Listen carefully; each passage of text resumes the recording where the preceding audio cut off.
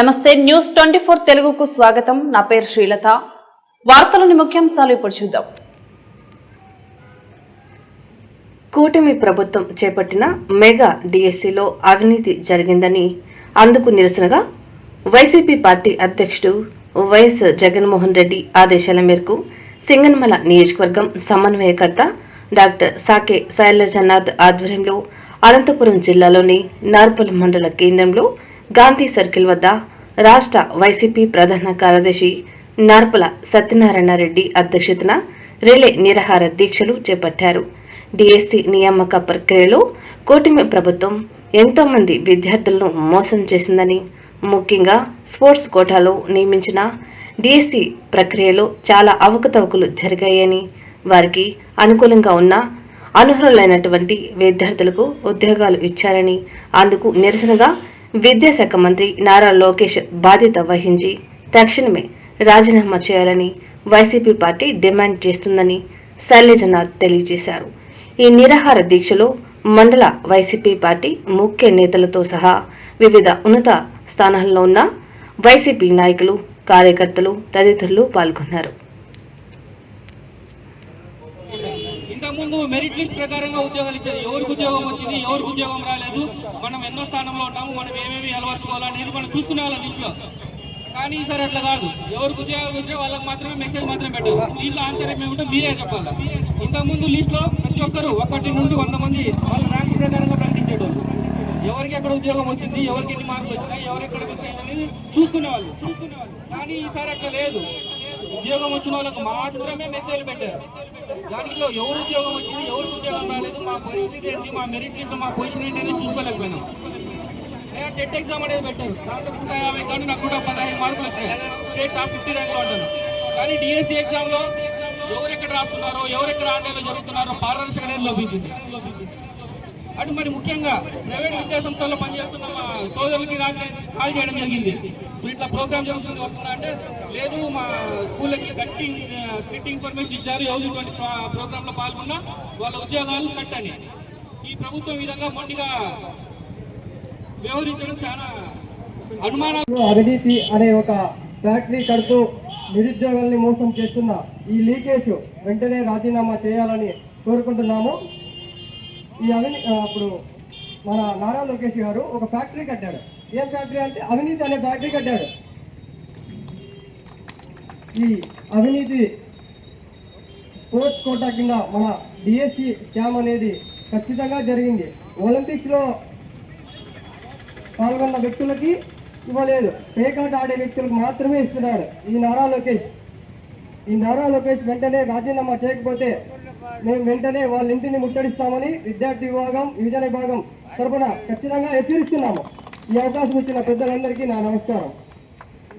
జగన్మోహన్ రెడ్డి గారు, రాజశేఖర్ రెడ్డి గారు ఉన్నప్పుడు వాళ్ళ ఆధ్వర్యంలో నిర్వహించినటువంటి పరీక్షల్లో అయితేనేమి, ఉద్యోగ నియామకాలలో అయితేనేమి ఎటువంటి ప్రలోభాలకు ఆస్కారం లేకుండా కేవలం నిజాయితీకి, పరీక్షల్లో ఉత్తీర్ణతకి, మార్కులు వచ్చిన శాతం ఆధారంగా, లేకుంటే రిజర్వేషన్ల ప్రతిపాదికనే ఆ రోజు అందరికీ కూడా ఉద్యోగాలు వచ్చాయి. రాజశేఖర్ రెడ్డి గారు ఉన్నప్పుడు అనేక నియామకాలు ఇచ్చిన తర్వాత కూడా ఎక్కడ కూడా ఒక్క నియామకంలో కూడా ప్రజలు కానీ కోర్టులు కానీ ఎక్కడ తప్పుపట్ల. 1,35,000 ఉద్యోగాలు సచివాలయ ఉద్యోగాలు ఇచ్చిన, వాలంటీర్ ఉద్యోగాలు ఇచ్చిన ఎక్కడ కూడా అవినీతికి ఆస్కారం లేకుండా కేవలం సమర్థతకే ఆస్కారం ఇచ్చినటువంటి మగోడు ఎవరైనా ఉన్నారంటే అది జగన్మోహన్ రెడ్డి గారు. మనమందరం ఈరోజు ఎందుకు ఇక్కడ గుమిగూడాల్సి వచ్చింది, ఎందుకు మన కడుపు మార్చుకొని ఇక్కడ రిలే నిరాహారదీక్ష కూర్చోవలసింది అని అంటే, కేవలం మనం కోరుతా ఉండేది లోకేష్ బాబు రాజీనామా, మరి ఈ డిఎస్సి అక్రమాల పైన సిబిఐ ఎంక్వైరీ మనం అడుగుతా ఉన్నాం. ప్రధానంగా ఈ 2 డిమాండ్లు. మనం అందరం కూడా విద్యాశాఖ గురించి మాట్లాడినటువంటి వక్తలు చాలా మంది పెద్ద పెద్ద మాటలు మాట్లాడినారు. అన్నిటికీ కూడా ఏది కూడా తప్పు పట్టలేను.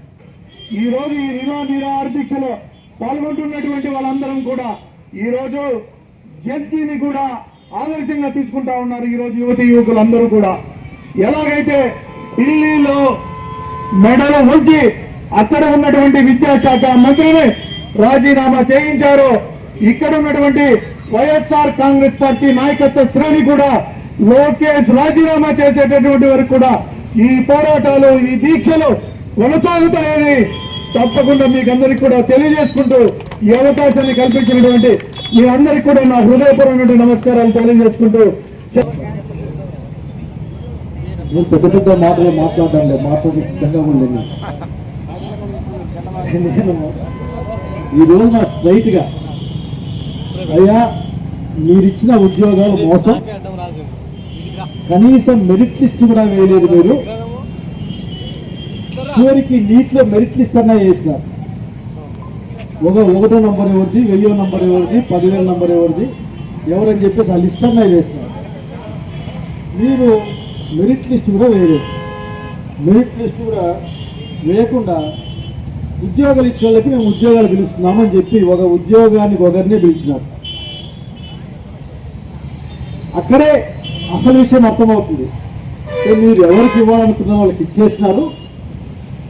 ఉదాహరణకు ఒక ఆయనకి ఎక్కువ మార్కులు వస్తాయని అడుగుతాడు కదా, నాకు ఎక్కువ మార్కులు వచ్చినాయి కాబట్టి నాకు ఉద్యోగం రాదంటే అడుగుతాడు కాబట్టి వాడి పేరే లేకుండా చేస్తే అడిగేవాడు ఉండడు కాబట్టి మీరు మెరిట్ లిస్ట్ వేయగా గౌరవ ముఖ్యమంత్రి గారు మీరే సమాధానం చెప్పారు. ఎందుకంటే మీ అబ్బాయి తరఫున మీరే మాట్లాడుతున్నారు ఈ మధ్యకాలంలో. అట్లాగే పరీక్ష రాస్తే ఉద్యోగాలు వస్తాయి, పరీక్ష రాయకుండా ఉద్యోగాలు ఇవ్వమని చెప్పేసి ఉద్యోగం ఇస్తారు మీరు. అదేదో ఆటలాడితే పరీక్ష రాయకపోయినా ఉద్యోగాలు ఇవ్వమని చెప్పారు. మీ వాళ్ళకు ఉద్యోగాలు ఇచ్చుకున్నారన్న అనుమానం మాకుంది. ఇచ్చిన తర్వాత మళ్ళీ జీవో మీరు మార్చేస్తారు. అంటే పొద్దున్నే ఒక మాట, వారం తర్వాత ఇంకొక మాట మీ వాళ్ళకి ఉద్యోగాలు వచ్చాయి. నాకు తెలియగలుగుతాను, ఎందుకు మీకు అంత ఉలుకు? ఒక ఉద్యోగానికి ఒక అభ్యర్థిని ఇంటర్వ్యూ పిలిచిన తర్వాత అతని సర్టిఫికెట్లు ఏవైనా తప్పు ఉంటే ఆ ఉద్యోగం రాకుండా పోవాలి. కానీ అసలు పరీక్ష రాసిన వాళ్ళు 3,30,000 మంది రాశారు. ఒకరిద్దరు కాదు, 3,30,000 మంది ఉద్యోగం రాస్తే అందులో 16,000 మందికి మీకు కావాల్సిన వాళ్ళకే అని జనం అనుకుంటా ఉన్నారు. యువకుల పక్షాన, జన్జెడ్ పక్షాన జగన్మోహన్ రెడ్డి గారు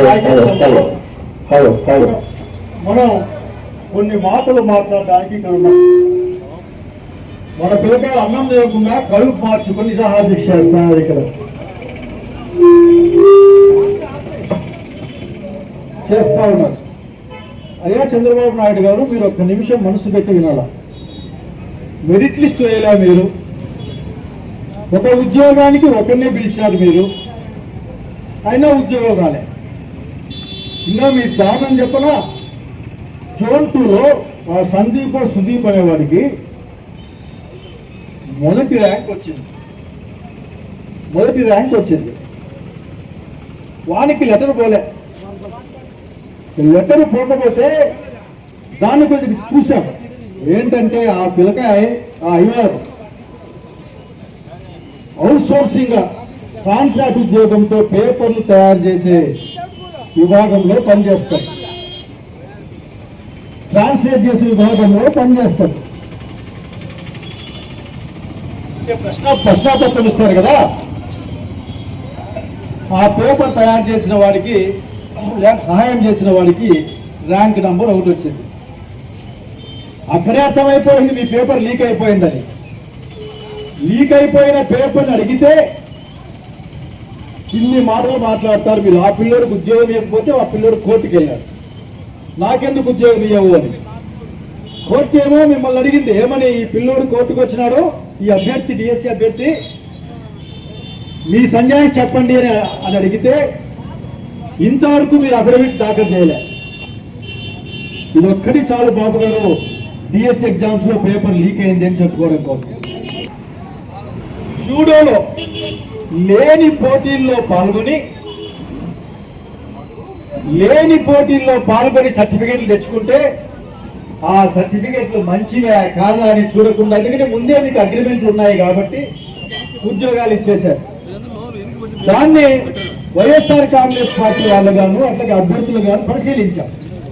ఆ ఖమ్మంలో ఏదో పోటీ జరిగిందంట, సీనియర్ జూడో పోటీ అంటే బహుశా ఇట్లా మన పై లాంటి వాళ్ళు జూడో పోయింది అక్కడికి.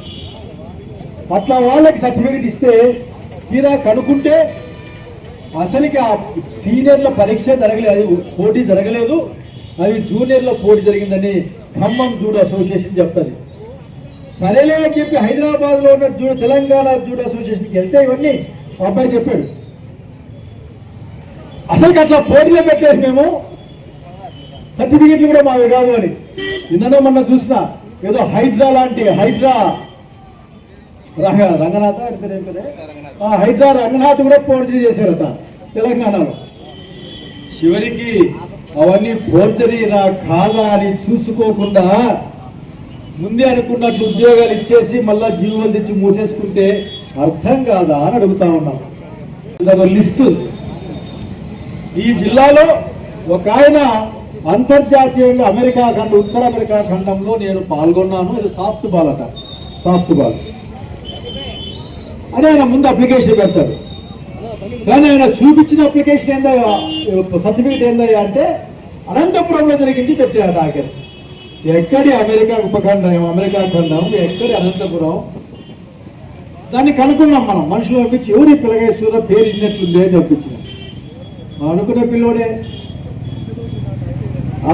తెలుగుదేశం పార్టీకి సంబంధించిన నాయకుడు తమ్ముడు పాపం. అంటే కళ్ళెదురు కనిపిస్తా ఉంది. మీరు చేశారు తప్పు, కప్పిపుచ్చుకో.